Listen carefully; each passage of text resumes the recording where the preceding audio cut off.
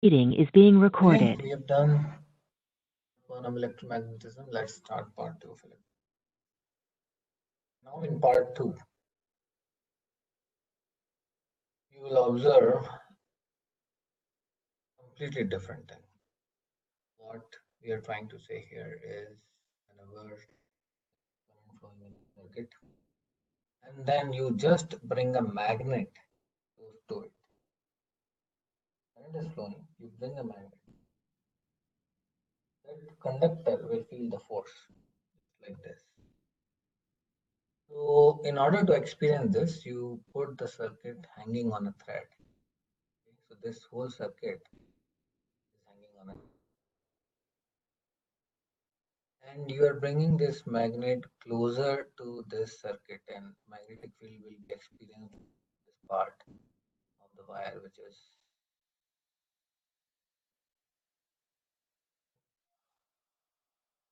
just by bringing this magnet close to this circuit will experience movement.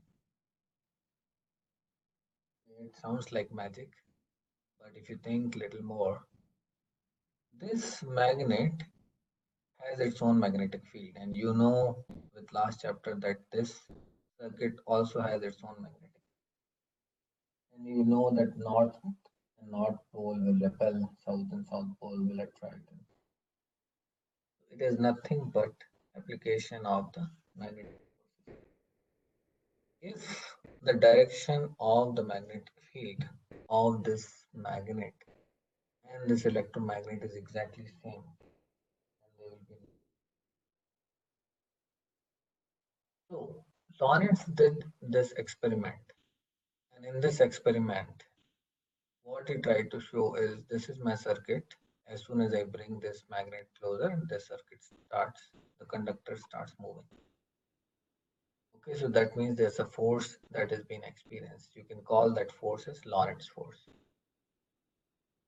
Okay, and this is the depiction of the direction of the Lorentz force. Current in one direction, magnetic field should be in the perpendicular direction to the current. Okay. Then your motion force, the movement force on conductor will be felt on this axis.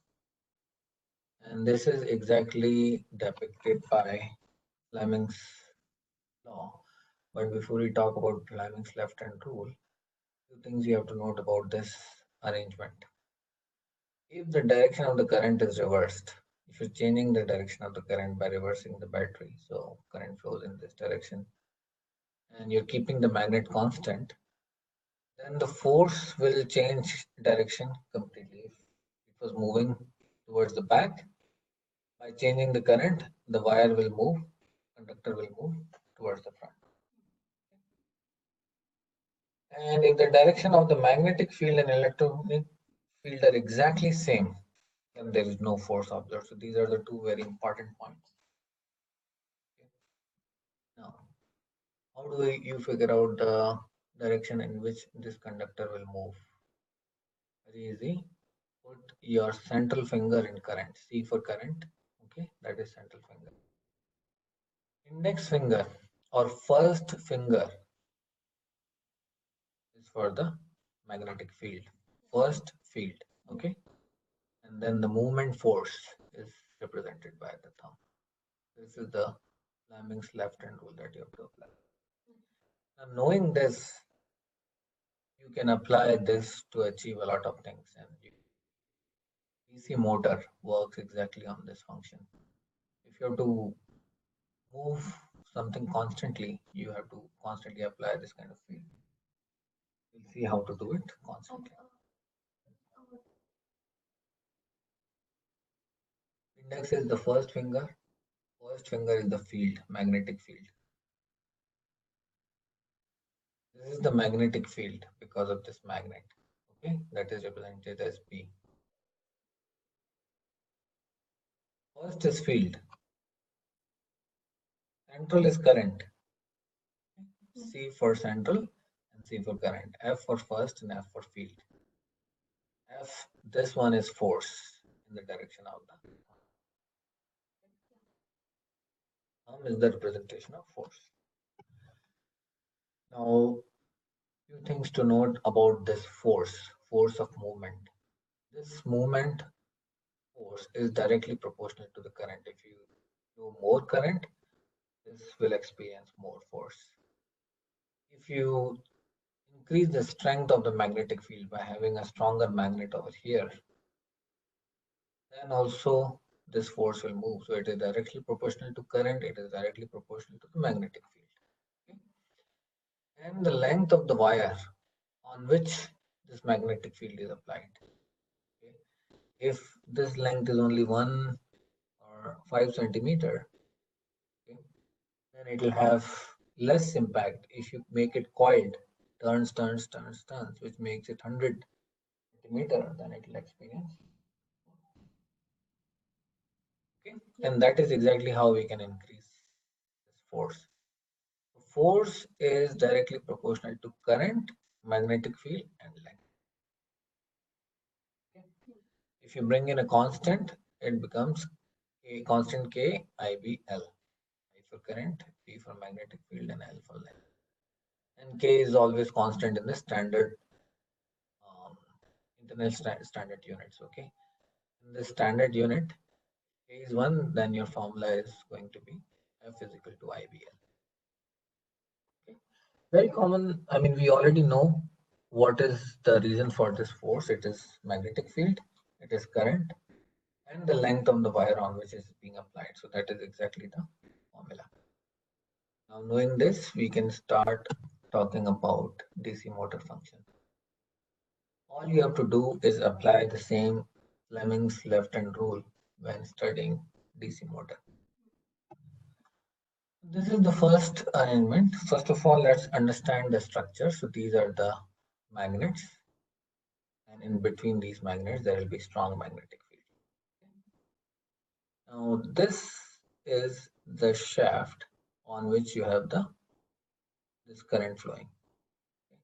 So this is A, B, C, D coming down. Now this A, B is connected to S1. And with S1, B1 brush is touching.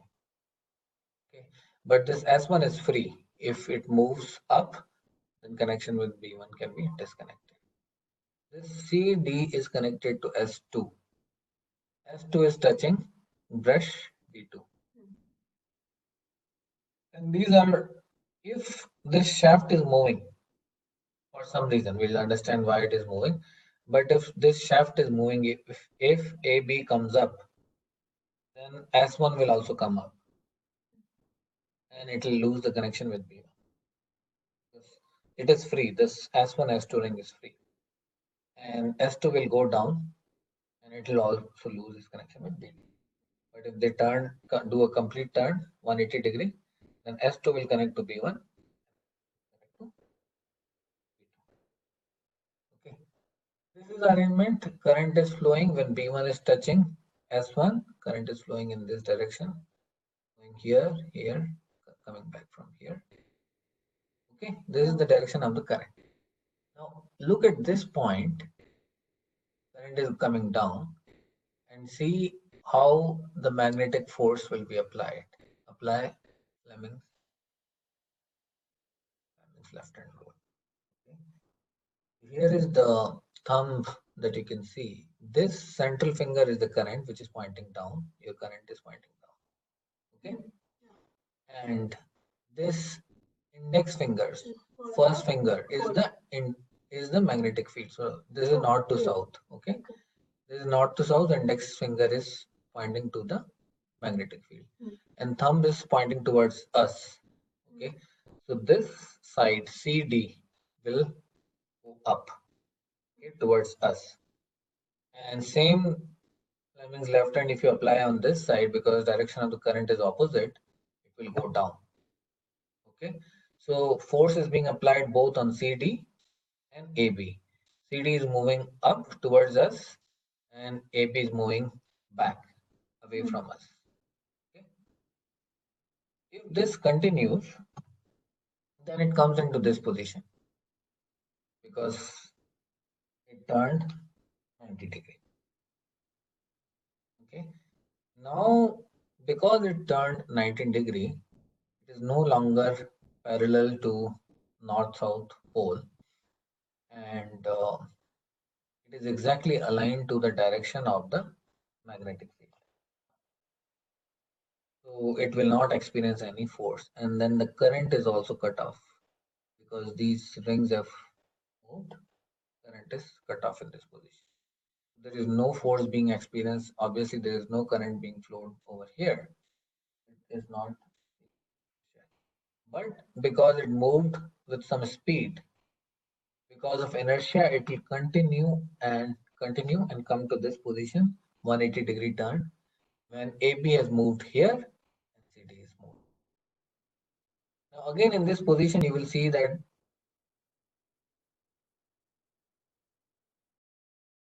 just give me a minute. Yes. Now again in this position, you will see that this springs have made connection with brushes. Okay. And current will start flowing now. The current direction still is going from here, but now we have DC here, VA here. Again on this, applying the Fleming's law, this will come out and this will go in. Okay, same law. Index, first of all, starting with central finger. Central finger shows the direction of the current down, down. Index finger shows north to south magnetic field, and thumb will show it will go up. So this side will go up, and current direction is reverse here. This is how it will continue again. This will come in the front and it will lose the circuit. No force, it will continue to move to the next direction. Now in this whole 4 steps that you saw, what is the importance of this part? Can you tell me? S1. Yes, S1 and S2. So the use of S1 and S2 is that it keeps the current flowing in the opposite directions, so that the force is always applied in the same direction. See, here CD is going up and AB is going towards back, down. And again here, instead of CD, AB is going up. All of this is because S2 and S1, they keep changing the position and make sure current flows in the same direction so that the force is always applied. If force is applied in the same direction, it will continue to move. And since axle is joined to this, we will only see this axle generally in the motors. We will not see the internal functioning that you see over here. And on this axle, whatever you want to move, this is clear. If you have to summarize the DC motor flow, here only change is south pole is on the other side and north pole has been brought on this side. Be familiar with this kind of positioning also, because you can get questions. But you have to still remember Fleming's law. If current is flowing in this direction, okay, applying Fleming's law, this will go up. This is the direction in which. And if we try to open, let's say, a section of the motor and see, this is the exact functioning of the motor. This is the axle we see rotating. We don't see anything else. But then see the current is flowing in this direction, from going from here, coming back from here.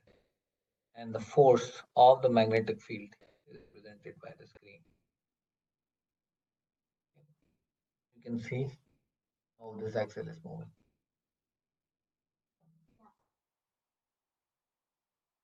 Okay, that's complete, and let's summarize the whole chapter. What have we learned?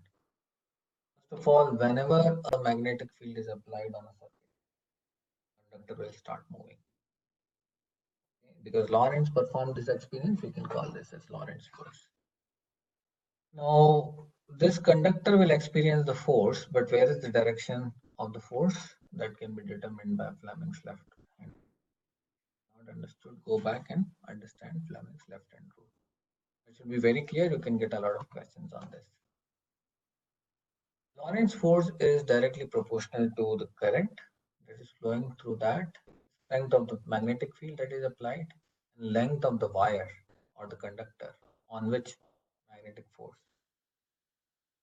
That makes it force is proportional to IB, and to make it constant, yeah, but SI K is always, that's why the formula F is equal to IBL. DC motor functions exactly on the Lorentz force and it follows Fleming's left hand rule. So when the current flows, the plane of the coil is parallel to the magnetic field. Okay, that's why the force is applied using Fleming's left hand rule. It moves up, one side moves up, the other side goes down. And when it becomes perpendicular, the plane becomes perpendicular, then no current flows, but it continues to move because of inertia. And then it comes to 180-degree position. Again, current flows, and then again the force is applied on moving. Okay. But what is the importance of the split ring that we talked about? It is because of the split ring that changed the direction of the current. You saw how direction of the current on AB or CD is changing, so that the force is always applied in the same direction.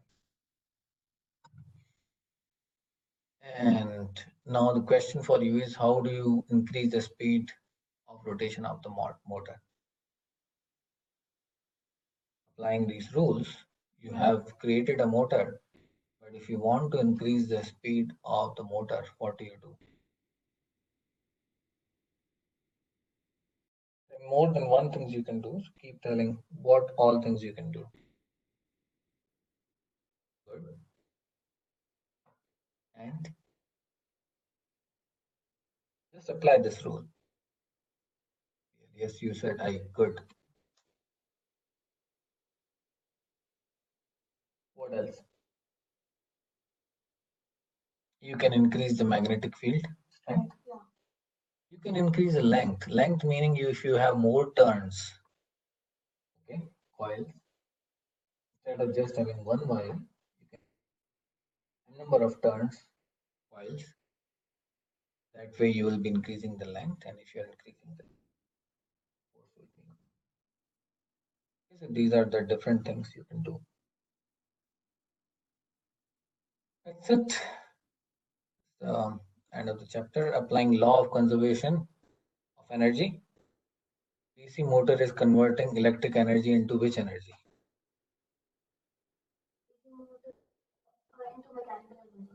Okay, good. That's all. Thank you.